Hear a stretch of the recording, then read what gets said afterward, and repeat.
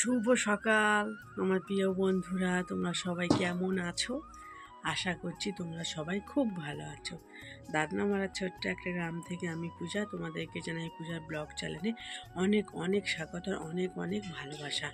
তো দেখো, সকালবেলা ঘুম থেকে উঠেছি ওই 5:30 নাগাদ। তারপরে ওই বাড়িতে মানে শাশুড়িমার বাড়ির ওখানে কাজকর্ম সারলাম। সারতে সারতে না প্রায় 1 ঘন্টা সময় লাগে। অত বড় ঘর বাড়ি পরিষ্কার করব, ঝাঁট নেতা, এই বাসন মাজবো, তবে তো আসবো বলো। মানে পরিষ্কার করতে করতে প্রায় 1 ঘন্টা সময় লেগে গেছে। আর এইমাত্র এখানে এলাম।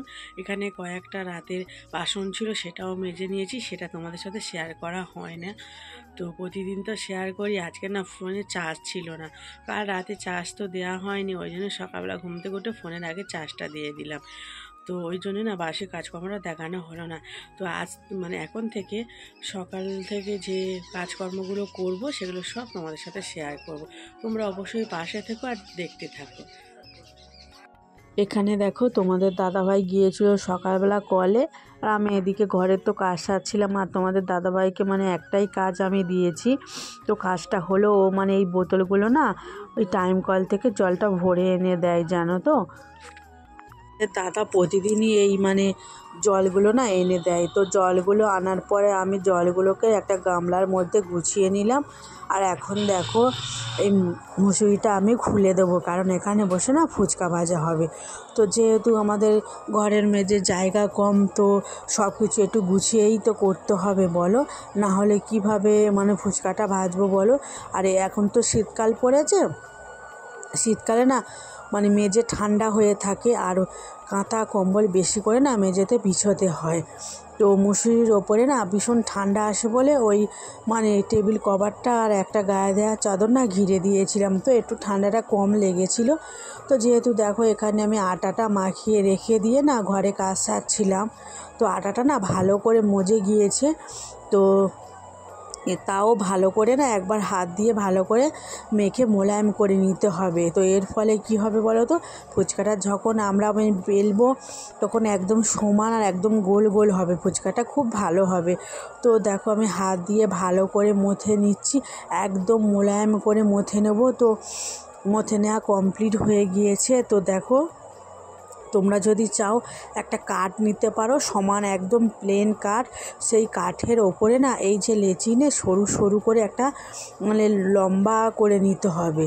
তো তারপরে বলের আকারে তোমাকে কাটতে হবে। তো যেহেতু আমার কাঠ নেই, তো আমি এই থালা ব্যবহার করি। থালার ওপরে ভালো করে মানে সরু লম্বা করে নিতে হবে। আর এই দেখো, এই গামলাটা না আমরা ওই যে লেচিগুলো কেটে রেখে দিই, কারণ ওই গামলাটার মধ্যে না সবসময় তেল থাকে। এই গামলাটা কোনো কাজে ইউজ করা যায় না। আমরা ফুচকা ভাজতে গেলে 2টো করে গামলা ইউজ করে থাকি।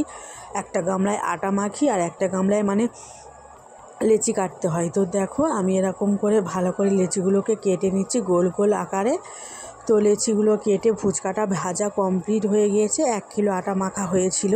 তো তারপরে দেখো, আমি জামা কাপড়গুলো রাজস্বী আর তোমাদের দাদাভাইয়ের কিছু জামা কাপড় ছিল, তো সেই জামা কাপড়গুলো আমি ভালো করে দেখো সার্ফ দিয়ে ভিজিয়ে তারপর একটু মানে থাবা দিয়ে নিয়েছি।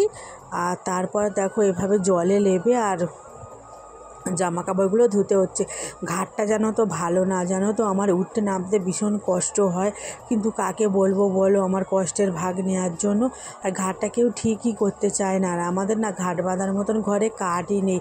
তো আমি তো মোটা মানুষ, আমার এই ঘাটে বিশাল উঠতে নামতে ভীষণই কষ্ট হয়। আর দেখো, আমি জামা কাপড়গুলো ধুচ্ছি আর একবার করে দাঁড়িয়ে পড়ছি, কারণ আমার ভীষণ কষ্ট হচ্ছিল, কারণ বারবার ওই ঘাটে থেকে মানে উঁচু হয়ে নামতে হচ্ছে আর উঁচু হয়ে উঠতে হচ্ছে, এইটাই ভীষণ কষ্ট।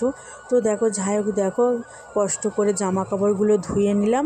নেওয়ার পরে দেখো, ওই যে রাস্তার ধারে না ওই যে তার টাঙিয়েছি, সেই তারে না ভীষণ রোদ পড়ে।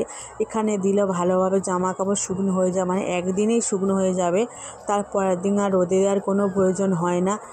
তো দেখো, রাজস্বীর এই যে 2টো জামা ছিল না, এই জামাগুলো না মানে তোলা ছিল, মা দিয়েছিল, সেই জামা কাপড়গুলো আজকের বের করেছি। আর সোয়েটার আর এই যে আসনটা দেখছো, এটা না ঠাকুরের আসন। এটা আমি মানে বামন ঠাকুর যখন পুজো করতে আসে তখনই একমাত্র বের করি। আর রাজস্বীর কিছু হাতওয়ালা গেঞ্জি ছিল সেগুলো বের করে কেচে নিলাম। আর এখানে জানো তো তারে মানে সকাল সকাল তাড়াতাড়ি না তারটাকে না ভালো করে জামাকাপড় দিয়ে দখল করে নিতে হবে, কারণ এই তারটা না যদি পরে থাকে আরও আমাদের পাড়ার সবাই জামাকাপড় দিয়ে দেবে, কিন্তু এদিকে কেউ টাঙাবে না। আর অন্যের তারে সবাই জামাকাপড় দিতে না বেশি ভালোবাসে আমাদের এদিকে। তো দেখো এই কটা জামাকাপড় কাচাকুচি করেছি। আর তারপরে দেখো ঘরের মধ্যে ঢুকে দেখছি ফুচকা ভাজা সেই মানে প্লাস্টিক গামলিগুলো তোমাদের দাদাভাই ভালো করে গুছিয়েই রাখেনি। তোমাদের দাদাভাইয়ের সাথে মানে একটু রাগ করে মানে বক করছিলাম আর দেখো জিনিসপত্রগুলো গুছাচ্ছিলাম। তারপর দেখো রান্না করতে চলে এসেছি। তো রান্না বলতে দেখো এই মাছের ঝাল বানাবো আর শুকো মাছ দিয়ে একটা চচ্চড়ি বানাবো জানো তো। আর এই মাছটা দেখো আমি 300 গ্রাম নিয়েছি। এই ফ্যাসা মাছ না, ফ্যাসা মাছের মতন এটা কতিলা মাছ, কাঁটা ভীষণ। আর ওই দেখো লাল লাল ওটা কী মাছ যেন আমি নামটা ভুলে যাচ্ছি। তো যাই হোক ওই মাছের ঝাল বানাবো, আলু দিয়ে ঝাল বানাবো। আর তেলটা দেখো একদমই ভালো না, আর তেলটা ছিল না বলে এই তেলটাও ইউজ করছি। তো তেলটা না দেখো মাছটা দেওয়ার পরে দেখো তেলটার মধ্যে না ভীষণ গাঁজা ফুটছে। করা যাবে বলো, সময় যেরকম আসবে তোমাকে সেভাবেই চলতে হবে। তো দেখো মাছটা ভাজা করে নিয়েছি। তারপর তোকে এই আলু টমেটো দিয়ে একটু মাখা মতন একটা তরকারি বানাচ্ছি। ভেবেছিলাম ডাল করব, কিন্তু না, মেনে খেতে হবে, সব একসঙ্গে খেলে হবে না। যেমন তোমার স্বামীর ইনকাম সেভাবে চলার চেষ্টা করতে হবে, বেশি বিলাসিতা করা একদমই ভালো না জানো তো। তো তাই জন্য আমি ডালটা করলাম না। 100 গ্রাম ডাল এনেছিলাম, তো ভাবলাম ডালটা থাক, কালকের রান্না হয়ে যাবে। তো দেখো এই তরকারিটা বানাচ্ছি আর রাজস্বীকেও মানে এই তরকারিটা দিয়ে খাইয়ে দেবো, একটু আলু দিয়ে খাইয়ে দেবো। সবসময় মানে আজালা খাওয়ানোটা একদম ভালো না, একটু ঝাল খাওয়ানোর অভ্যেস করাই ভালো। কারণ ও ছোটো থেকেই না অনেক সিদ্ধ তরকারি খাইয়ে অভ্যেস করে ফেলেছি, আর এর জন্য না ঝাল একদম খেতে চায় না। আর অনেক জায়গায় গিয়ে মানে যাই তো দেখেছি ওর থেকে ছোটো ছোটো বাচ্চারা না অনেক মানে ঝাল রান্না হয় তাই ঝাল তরকারি মানে খেতে শিখে গিয়েছে। ওই জন্য রাজস্বীকে একটু খাওয়াবো। আর ওর জন্য না একটা ডিম এনেছি, সেটা ভেজে দেবো, কারণ ওই কাঁটা মাছের তরকারিও খেতে পারবে না। তো দেখো আমার ওই মাছের ঝালটা আলু দিয়ে ঝালটা হয়ে গেছে, ওটা নামিয়ে নিয়েছি। একটু সমস্যার জন্য তোমাদের দেখাতে পারেনি। আর এখন দেখো সব রকমের সবজি, শিম, আলু, মূলো, গাজর, বটবটি দিয়ে না একটা শুকো মাছ দিয়ে তরকারি বানাচ্ছি। তরকারিটা একটু ঝাল ঝাল করে বানাবো, তো একটু ভালো লাগবে খেতে। আর দেখো ভালো করে কষা হয়ে গেছে, আদা রসুন পেঁয়াজ জিরে গুঁড়ো দিয়ে ভালো করে কষিয়ে নিয়েছি। আর শুকনো মাছটাও দিয়ে দেখো চাপা দিয়ে নিলাম। আর দেখো উনুনটা একদমই ভেঙে গিয়েছে, কালকে আমি একটু কাদা দেওয়ার চেষ্টা করব। তো দেখো রান্নাবান্না কমপ্লিট করে চান করে ঠাকুরকে পুজো দিয়ে ভাত খাওয়া দাওয়া হয়ে গিয়েছে। কারণ রাজস্বী আমার ফোনটা নিয়ে না ফোনটা দিতেই চাইছিল না, এর জন্য না মানে খাওয়া দাওয়ার ভিডিওটা আমি তুলতেই পারিনি। রাজস্বী দেখো আজকে স্নান করতেই চায়নি, একটু হাত মুখ ভালো করে ধুয়ে দিয়েছিলাম। আর এখন দেখো একটা ঘরে না কামরাঙা ছিল, সেটা কেটে নিয়েছি। আর কেটেই দেখো 3 জনে ভাগ করে খেয়ে নিচ্ছি। আর এখানে দেখো রাজস্বী দেখতেই পাচ্ছ ঘরের ভেতরটা দেখেছো মানে কিভাবে নোংরা করেছে। তো যাই হোক দেখো এখন বাজে 4টে, রাজস্বীকে দেখো রেডি করিয়ে দিলাম। আর রেডি করিয়ে দেখো রাজস্বীকে পড়তে দিয়ে আসছি।